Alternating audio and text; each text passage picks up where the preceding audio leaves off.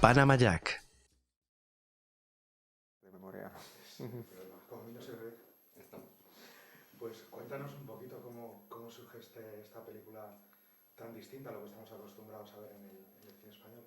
Bueno, pues Fin surge de una novela de David Monteagudo, que ya es una novela muy particular, que publica Acantilado en el año 2009, que además es lo que pasa con la novela es un fenómeno porque David Monteagudo era un tipo que trabajaba en una fábrica de cartón y que había escrito varios libros, pero los estaba mandando a editoriales y no acababa de funcionar aquello. Y de repente publica en una editorial de autores consagrados europeos y se convierte su libro en una revelación. Y el libro es una revelación porque es muy rico y porque es muy sugerente. Empieza con una novela de Stephen King y se convierte en una cosa abstracta, abierta, conceptual y nihilista, si me apuras. Y yo cuando la leí, bueno, me llamó Fernando Bobaira, el productor de Los Otros y de Ágora y de otras grandísimas películas, eh, y él se acordaba de mis cortos que hacía ya unos cuantos años que había hecho, y entonces me habló de los cortos y que le parecía que en mi trabajo que él conocía bien había ingredientes que a él le parecía que tenían que estar en la película, como una utilización del suspense y de la atmósfera, pero también del género y de hacer cosas distintas, ¿no? De subvertir un poco los géneros y también un trabajo como de personajes y de disección del drama naturalista y trabajo con los actores que le parecía que tenía que estar en Fin. Y bueno, a partir de ahí pues empieza la aventura de hacerla. Yo la leí y por un lado me pareció un regalo para un director porque me sugería muchas cosas, muchas referencias. Me parecía que me daba la oportunidad de hacer cosas muy diferentes, de hacer drama, hacer melodrama, de trabajar con actores y hacer un catálogo de personajes muy rico, pero también de hacer acción, de sugerir, de hacer un relato muy rico, intergenérico, de jugar con todos esos ingredientes pues de terror, de ciencia ficción, de suspense sobrenatural y luego también un pánico, porque de repente llega el momento y es el pánico escénico y además es también lo abierto de la propuesta y el riesgo que estábamos asumiendo, porque al fin y al cabo es una película pues bastante arriesgada y que se atreve a cosas que no son lo habitual en el género, pues también te impone un poco, pero bueno, parte del trabajo es contestar esas preguntas y superar el pánico. Un trabajo arriesgado, un trabajo diferente, nos dices, y encima siendo la primera película. Uh-huh. ¿Cómo se encaja eso? Bueno, mira, la carrera de un director es un recorrido de muy larga distancia y es una cosa de resistencia, es un maratón. Yo yo me formé como cineasta en Estados Unidos y llevaba, cuando me llamó Fernando Bobaira para hacer Fin, 11 años intentando sacar adelante películas. He tenido la suerte de poder vivir de mi trabajo como director, de hacer televisión y un montón de cortos, de hacer publicidad y hacer videoclips, y hacer todo tipo de cosas, pero sobre todo mucha ficción televisiva. Pero siempre he tenido en manos pues, algún proyecto que no ha salido a la luz. De repente pues aprendes que levantar una película es muy difícil, que financiar una película es una cosa muy complicada y hay veces pues que iba a hacer una película en Canadá con Charlotte Rampling y a pocas semanas de que empezara el rodaje se fue todo al garete.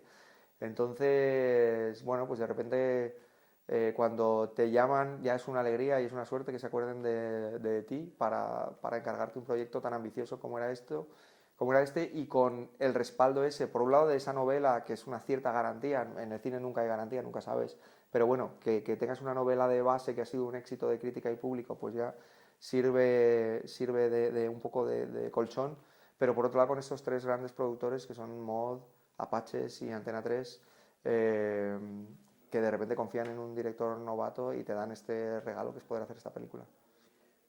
Una película que tiene drama, tiene elementos de ciencia ficción, de suspense, de terror, muchos efectos visuales, escenas de acción. ¿Cuál ha sido el mayor reto a la hora de rodar Film? Bueno, fue un reto adaptar la novela, porque aunque todo el mundo habla de que era muy cinematográfica, y es verdad, tiene cosas que son muy cinematográficas, también era una apuesta muy particular. y había que desentrañar y analizar y contestar a muchas preguntas. O sea, esa fue una parte del reto, pero claro, cuando estás en una mesa sentado con guionistas y estás hablando de posibilidades y discutiendo y riéndote un montón, porque nos hemos reído muchísimo, Sergio es amigo desde hace años, pero la gran cosa complicada del rodaje fue las secuencias de acción que tenían eso que dices, ¿no? Muchos animales, muchos efectos digitales y todo interactuando con los actores. Y eran secuencias muy, muy peliagudas.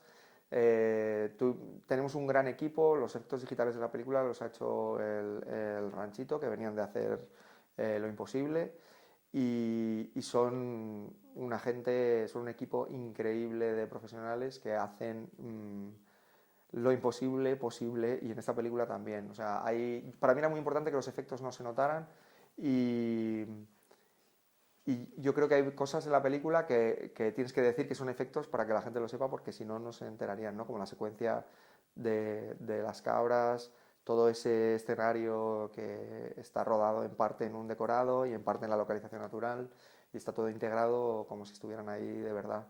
Pero los animales son imprevisibles, y cuando están interactuando con un equipo tan grande de personas, con camiones a sus alrededor, cámaras, grúas, etcétera, y los actores en bicicleta y tal, pues eso fue muy duro y muy frustrante, pero bueno, lo llevamos a buen puerto. Nos hablabas antes de que es una película que parte del género. Parece que este está siendo un año de cine español, pero el cine español está apostando claramente por el género. Se empieza a notar ese cambio, quizás la salvación de cara a la taquilla con éxitos como Lo Imposible o películas como Grupo 7, la propia Blancanieves con Maribel Verdú.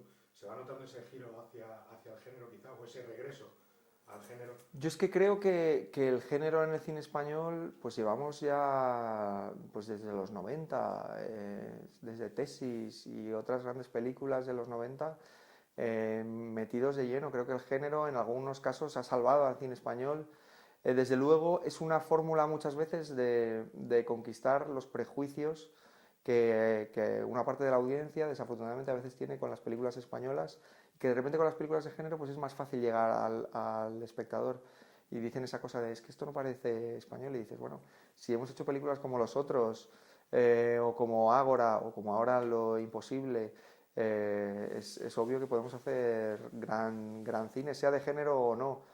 Yo creo que el género tiene esa cosa que muchos periodistas me preguntáis, ¿no? La cosa generacional, pero del género ya llevamos muchos años viéndolo por eso, ¿no? Porque a veces es una fórmula de vender las películas o de vender ciertas películas, tanto en España como fuera, que funciona. Pero de repente ves a directores como Alejandro Amenábar, que han empezado haciendo productos de puro género.